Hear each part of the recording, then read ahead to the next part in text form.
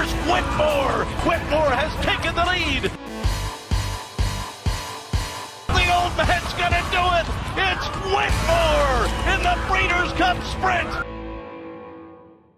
What's going on, everybody? Mike Somich coming at you for RacingDudes.com, and I am back to preview Friday's Breeders Cup Juvenile $2 million going a mile and a 16th over Keeneland's dirt course. This is race number 9 on the card. Really great late sequence with 3 turf races, 2 juvenile stakes here going a mile and 16th. Really interesting spot here. We've got Cave Rock coming back. This is going to be a defining moment for Cave Rock, who is most likely going to be your Breeders' Cup, Kentucky Derby favorite here in the first future wagering pool that we're going to see. This is one of 2 Bafferts that's coming in here, and he has been phenomenal. I mean, absolutely blockbuster style horse. Blows it out first time out, comes back, faces stakes company, able to win easily going 2 turns. So the distance isn't the trouble. It's all about the speed of Cave Rock. This horse is able to just get out front and keep going. Just one of those classic Baffert 2-year-olds that we have seen win this race 4 times in the past. Now, he's got another entry in here, National Treasure, who I like as well. You're getting 8-1 on the morning line on National Treasure, who ran second behind Cave Rock last time out in a stakes race. I thought National Treasure ran well. It's just not as good as Cave Rock, and there is no shame in that. This is a very, very good racehorse that Baffert has coming in here to face the East Coast horses for the first time. Now let's talk a little about the East Coast horses that are going to be facing Cave Rock here. First off, Forte, someone that I loved up at Saratoga, couldn't get the job done in the Sanford, but ran a sneaky good race in that spot. No one was able to close except for Forte. Came back, validated that opinion with a nice grade 1 romp in the Hopeful, then comes back and wins the Breeders' Cup Futurity in an elongated stretch battle over Loggins. Loggins passed on today's race because there's a lot of speed in this spot, but we'll get to Brad Cox's entry in a second because I think it's interesting that he still sent someone here even though Loggins is passing.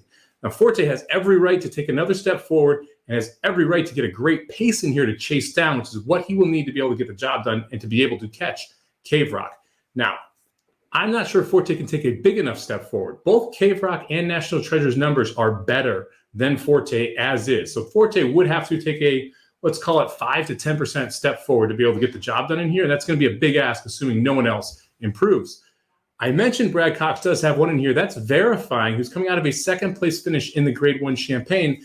And now, why do I mention that? Well, this race was won by Blazing Sevens, who was in this spot. But Blazing Sevens had the setup of all setups here. Was able to come from off the pace when there was a ton of speed early and able to take advantage of that pace. Now, Verifying ran well in that. It was the first time facing winners. I thought it was a good effort there. Went off as just almost a favorite. It went off right around 2-1 in that 6-horse field. I think Verifying is an interesting horse, and you're sitting on the board at 10-1. If I'm looking for someone underneath to try and spice things up, I think Verifying is a good pick. Brad Cox does very well at these races, won both the Philly and Colt version of this when we were here at Keeneland a couple years back. So don't sleep on Brad Cox in these 2-year-old races. Look, I can't go against Cave Rock. I've been picking Cave Rock for this race for almost 4 months now, 3 months since he debuted. I'm going to stick with Cave Rock on top. I like National Treasure cold in that second spot. Forte is a logical third-place horse. If you want to spice it up a little, I do think Verifying has a shot of hitting the board here and at least getting a little more value in that top 3 spot.